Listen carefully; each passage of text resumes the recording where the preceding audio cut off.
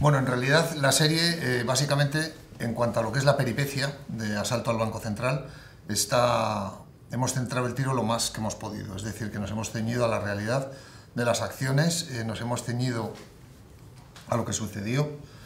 Hemos hablado con el protagonista, que es JJ Martínez, el número uno, interpretado brillantemente por Miguel. Y bueno, hasta cierto punto nunca sabes la versión que te da una persona, cuánto tiene o no de realidad, cuánto tiene o no de... Pero sí sabemos que todo lo que estamos contando sucedió y sucedió de esa forma, ¿no? Otra cosa es la interpretación que le das. En cuanto a lo que hemos ficcionado, pues ha sido un poco más el mundo del periodismo. ¿Para qué? Pues para abrir un poco más la situación y hacer un retrato de la España de aquella época, de aquel momento específico, ¿no? Y al final, pues todo esto hace que Asalto al Banco Central sea un testimonio de esa época, pero sea también una serie muy, muy entretenida, muy, no sé, creo que muy enganchante, y donde al final los personajes pues te acaban cautivando, ¿no? Y sobre todo el número uno, y me parece que es un trabajo que era, bueno, pues muy difícil decir que no. También te voy a decir una cosa, es que no lo comentamos en ningún momento, pero el otro día lo hablé con alguien, está muy bien reflejado también cómo era el periodismo de aquella época, pues no tiene nada que ver con lo de ahora.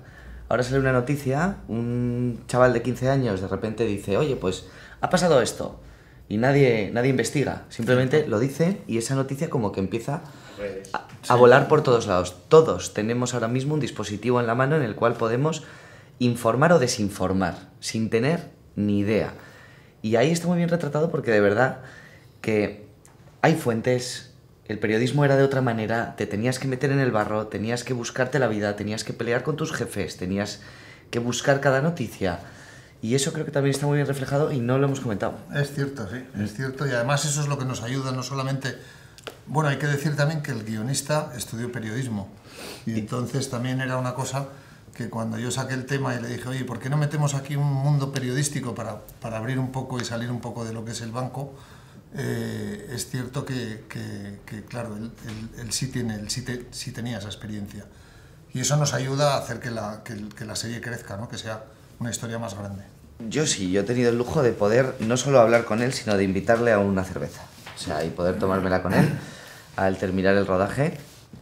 Pero le conocí 2 días antes, yo creo, de terminar, porque también es algo que yo siempre he hablado con Daniel, de los 2 proyectos que hemos hecho juntos, que los 2 están pues basados en personas reales, vivas, que es más interesante para nosotros, como personas que nos dedicamos a crear un mundo basado en la realidad, pero ficticio al fin y al cabo, hacer nuestro propio trabajo. O sea, al final yo no soy... O sea, mi trabajo no es copiar a una persona, mi trabajo es crear un personaje. Entonces, sí he tenido el gusto de conocerle, ha sido de verdad una experiencia muy bonita, inolvidable. Sale en uno de los capítulos, sentado detrás mío. No diré dónde porque sería hacer un spoiler, pero ahí sale. Y interpretarlo ha sido un verdadero lujo, de verdad. O sea, creo que es de los personajes que he podido hacer a lo largo de mi carrera más maduros. O sea, no tiene una debilidad como tal al uso que le domine como personaje, sino que tiene muy claro qué es lo que quiere hacer, por qué lo hace, cómo lo hace, y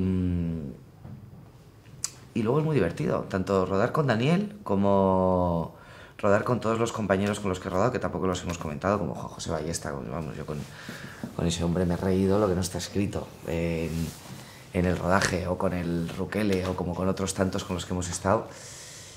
Y un verdadero lujo, la verdad, rodar a esta persona, un verdadero lujo. O sea, es un personaje muy disfrutón, muchísimo. Me costaría mucho más encontrar similitudes que diferencias. O sea, porque la única similitud que te puedo decir que hay es que al final, pues, oye, sí, hay un atraco, pero el resto es completamente diferente. O sea, para empezar, en Asalto al Banco Central no estamos hablando de un atraco como tal, estamos hablando de una época, estamos hablando de una España, estamos hablando de un pedazo de historia, es una historia de verdad.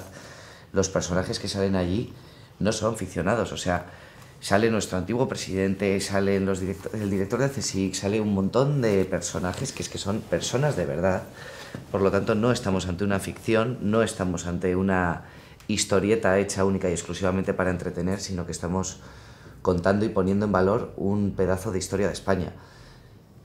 Y creo que eso es lo realmente interesante, o sea, que te coloca en una época, te coloca en un comienzo de una democracia, te coloca en la caída de una dictadura, te coloca en una España en la que tú arrancabas un coche y no sabías si iba a explotar.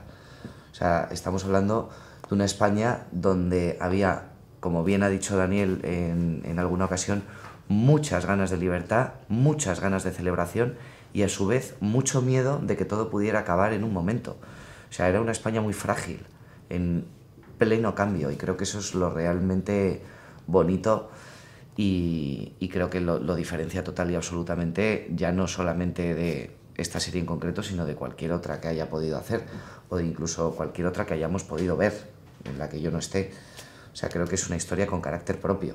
Bueno, yo creo que cuando te metes en un tema histórico y eres, digamos, fiel a lo que es la peripecia, a lo que es la historia en sí, pues, y retratas a personas que existieron y que todavía están con vida, no solamente Manglano, sino bastantes más, al final, pues habrá gente que se lo tome mejor o que se lo tome peor.